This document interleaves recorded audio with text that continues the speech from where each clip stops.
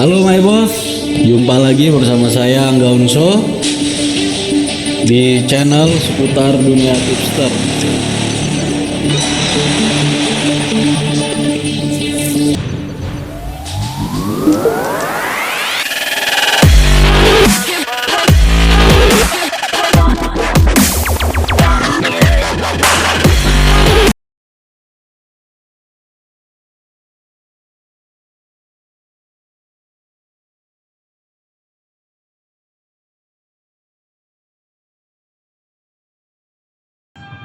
好似佢咁以賭法同推算一啲賭博嘅公式，最後我明白到一個非常之真摯嘅真理，就係十賭九賠。除咗你出千以外，世界上根本就冇嘢係贏緊。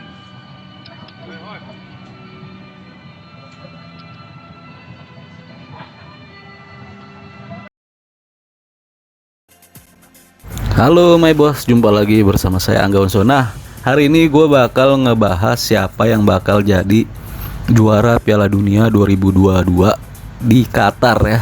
Tapi ini juaranya gue lihatnya dari secara bursa ya, secara bursa outright. Dan tentu saja pilihan gue kali ini udah pasti ya, udah pasti gue bakal milih dari Amerika Latin. Dan tentu saja gue milih ini pasti karena ada alasannya dong. Dan alasan pertama gue milih negara dari Amerika Latin karena jujur aja sih udah 4 edisi terakhir Piala Dunia selalu dimenangkan oleh negara Eropa ya.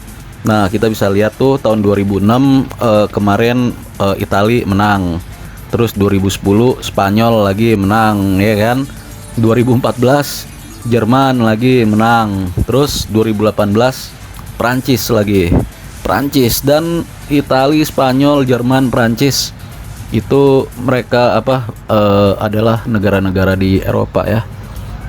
Nah itu alasan pertama gua milih Amerika Latin karena udah 4 edisi.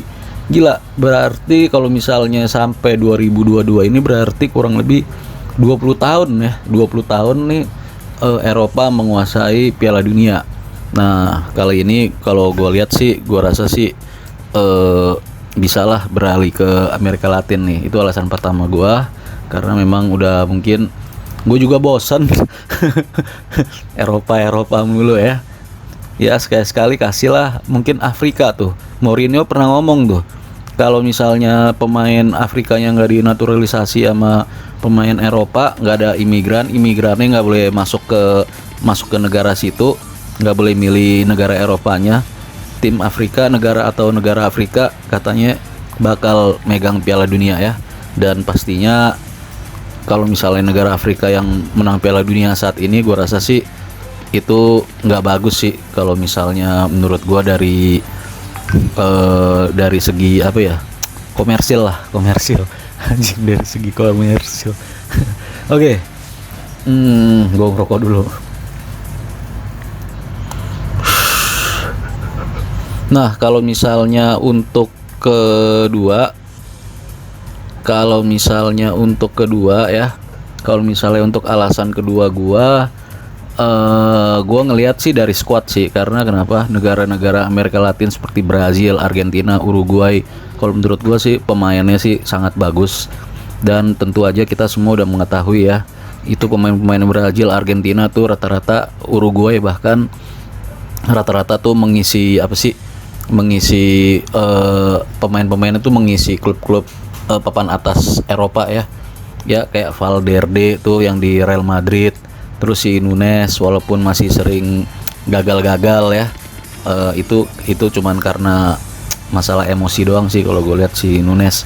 Ya kalau Argentina nggak usah ngomongin lagi dah, di lini depannya tuh kayak ada si Messi ya kan, Lautaro, buset, kipernya juga dari Martinez tuh ya, yang bawa Argentina kemarin juara Copa America. Dan kalau misalnya Brazil ya, kita udah inilah, kalau Brazil udah pasti bagus deh, dari kipernya sampai belakang, depan, tengah semua merata sih kalau gue bilang.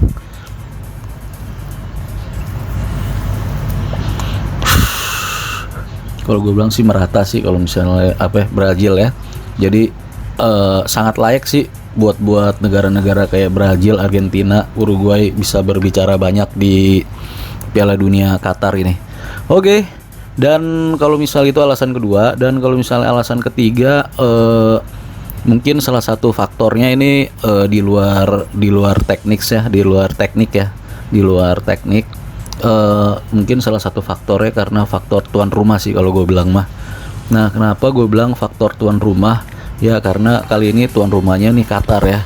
Qatar kan ada di benua Asia seperti yang kita ketahui pada 2002 ketika Korea sama Jepang jadi tuan rumah. Nah, itu yang juara dari Amerika Latin yaitu Brazil ya, yang waktu itu masih ada Ronaldo ya.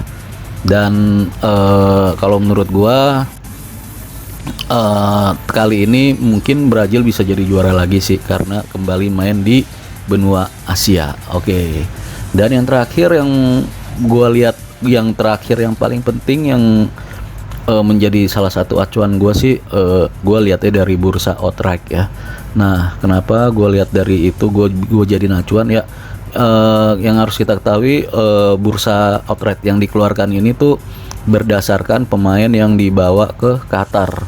Nah, Brazil dan Argentina nih menjadi unggulan dengan perbandingan odds 1:46. Gila ya.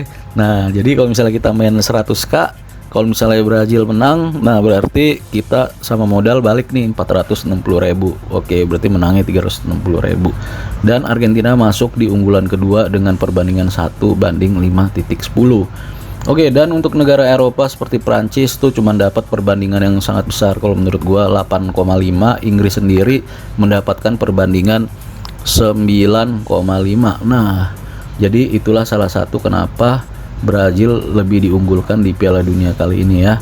Nah, kalau misalnya melihat Piala Dunia sebelumnya, Brazil tuh kalau gue lihat sih memiliki mental yang kuat sih di ajang seperti ini. Dan kali ini juga mereka dilengkapi dengan skuad pemain yang mewah sih kalau menurut gue ya. Karena mereka memiliki lini serang yang sangat bagus dan hampir merata ya. Kalau gue lihat di setiap lini. Ya, dan kalau misalnya gue lihat mungkin di final Piala Dunia kali ini Brazil dan Argentina nih memiliki kans yang sangat besar atau peluang yang besar untuk berjumpa di final sih. Karena kedua negara nih nggak berada di bagan yang sama ya. Andaikan mereka udah lolos dari penyisihan grup tuh bisa mengalahkan lawannya masing-masing, di puncaknya tuh mereka bisa bertemu sih kalau gue bilang. Kalau di bagannya sih begitu ya. Oke, dan tentu saja kalau misalnya kedua negara bisa maju ke final, tentu saja ini bakal menjadi pembuktian Neymar ya. Ya karena seperti yang gua lihat pribadi sih, gua ngikutin Neymar, Messi, Ronaldo ya. Ini Neymar nih sebenarnya kemarin tuh pindah ke PSG biar dia bisa keluar dari bayang-bayang si Messi. Karena dia pengen jadi pemain terbaik di dunia ya, tapi selalu gagal karena ada Messi. Nah, jadi kalau misalnya kali ini Neymar berhasil bawa Brazil juara Piala Dunia, ya mungkin Ballon d'Or yang diimpi-impikan si Neymar bakal terwujud sih kalau menurut gue ya. Oke, mungkin sampai di sini dulu ya. Jadi prediksi gue untuk juara Piala Dunia 2022 nih jatuh ke, kalau gue sih pengennya sih Brazil juara ya. Karena Brazil udah lama banget, bukannya Brazil doang sih, negara Amerika Latin tuh udah lama banget, Amerika Selatan udah lama banget nggak menjadi juara.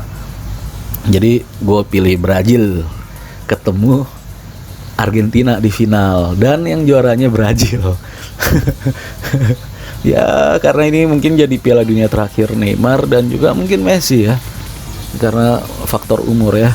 Oke, mungkin sampai di sini dulu my boss, prediksi Piala Dunia Qatar 2022, dan mungkin kita bakal ketemu lagi di pertandingan di prediksi-prediksi lainnya. Dan ini hanyalah prediksi my boss ya, bisa benar bisa juga salah. Kalau misalnya my boss pengen main prediksi siapa yang juara, lebih baik my boss ikutin kata hati sendiri ya. Jadi kalau ini kan prediksi dari saya cuma memberikan referensi. Oke. Oke, my boss, mungkin sampai di sini dulu dan terima kasih buat yang udah nyimak. Sampai jumpa lagi.